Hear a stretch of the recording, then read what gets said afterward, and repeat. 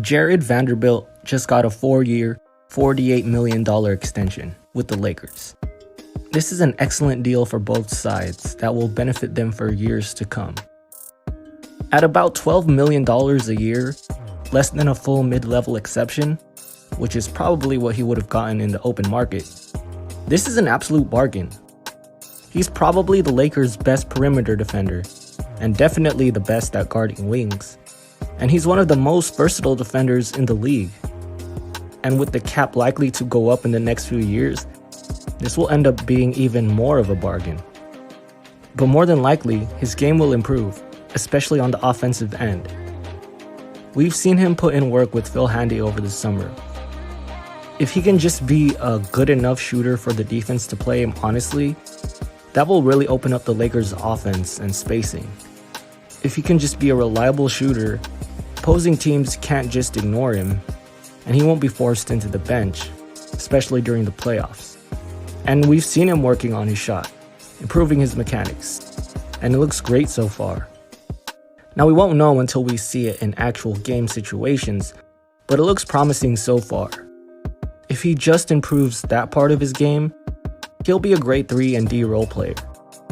And if you look around the league, those types of players are getting paid a lot more. But I do see more potential for improvement.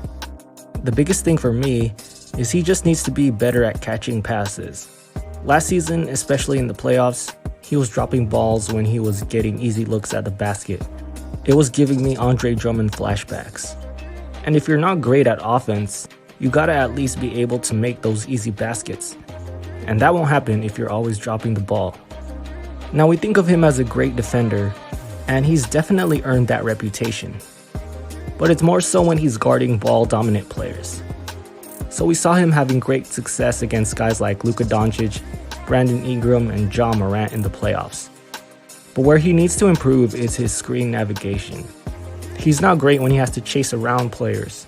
So we saw him struggle against Steph Curry and Jamal Murray, who aren't as ball-dominant and are constantly moving around screens. But even if he doesn't have any improvement, he's still an excellent player. He can guard 1 through 5. People forget that when he was in Utah and Minnesota, he was mostly playing center. He's an excellent rebounder. He can handle the ball. He's actually a very underrated passer. And one thing he always brings is his energy and hustle. And that's something you can't teach. So overall, this was a great signing. I am confident that he will improve as a player, and that he will play a big role in the Lakers' pursuit of championships.